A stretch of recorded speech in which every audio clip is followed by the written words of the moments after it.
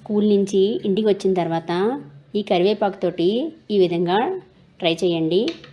మీ పిల్లలు మళ్ళీ మళ్ళీ ఇదే ఐటెం తయారు చేయమని అడుగుతారు. ఒకసారి తప్పకుండా ఈ కరివేపాకుతోటి ఇలాగా రైస్ని ప్రిపేర్ చేసి టేస్ట్ చేయండి. కరివేపాకు సింపుల్ అండ్ టేస్టీ ఐటెంని ఎలా తయారు చేసుకోవాలో నేను మీకు ఇప్పుడు చూపిస్తాను. కరివేపాకు గురించి అందరికీ తెలుసు కదా, ఇది జుట్టు సమస్యల్ని నివారిస్తుంది, జుట్టుని ఒత్తిగా పెరగడంలో సహాయపడుతుంది. కరివేపాకుని ఏ ఐటెంలోనైనా ఇలా వేస్తే తీసి పక్కన పెట్టేస్తారు. అలా కాకుండా ఈ విధంగా చేసి పెడితే పిల్లలు చక్కగా తినేస్తారు. ఒక గిన్నె పెట్టుకుని గిన్నె హీట్ ఎక్కిన తర్వాత శుభ్రంగా కడుక్కున్న కరివేపాకుని దీంట్లో వేసుకుని తడి లేకుండా వేయించుకోవాలి. ఆయిల్ ఏం అవసరం లేదు, ఆయిల్ లేకుండానే వేయించుకోవాలి. ఒక 5 నిమిషాల వరకు ఇలాగా వేయించుకోవాలి. జుట్టుని ఒత్తిగా తయారు చేయడంలో ఈ కరివేపాకు సహాయపడుతుంది.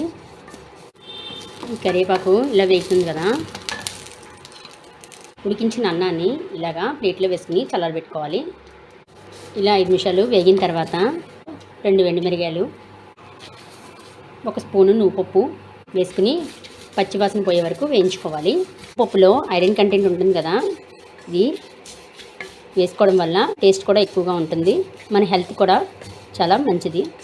ఇది వేగింది కదా, దీన్ని స్టవ్ ఆఫ్ చేసేసుకుని దీన్ని పూర్తిగా చల్లారబెట్టుకోవాలి.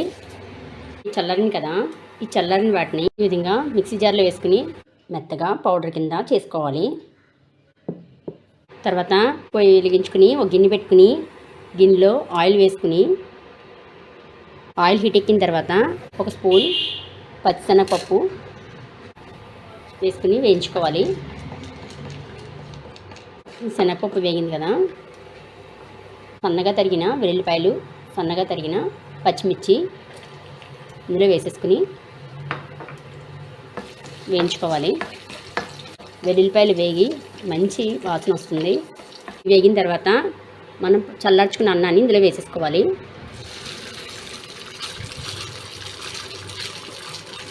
రైస్ వేసుకున్న తర్వాత మనకి రుచి తగినంత ఉప్పు మనం తయారు చేసుకున్నాం కదా, ఈ పౌడర్లో 2 స్పూన్లు వేసుకోవాలి. మన క్వాంటిటీ బట్టి వేసుకోవచ్చు. అన్నం ఎక్కువగా ఉందనుకో ఇంకొక స్పూన్ అయినా వేసుకోవచ్చు. వేసుకుని ఒకసారి అంతా కలిపేసుకోవాలి. చివరిగా సన్నగా తరిగిన కొత్తిమీర కూడా వేసేసుకోవాలి. వేసుకుని అంతా కలిపేసుకోవాలి. బాగా కలిపేసుకున్న తర్వాత స్టవ్ ఆఫ్ చేసేసుకుని సర్వింగ్ బౌల్లోకి తీసేసుకోవాలి. ఈ విధంగా కరివేపాకుతోటి రైస్ని తయారు చేసుకోవచ్చు.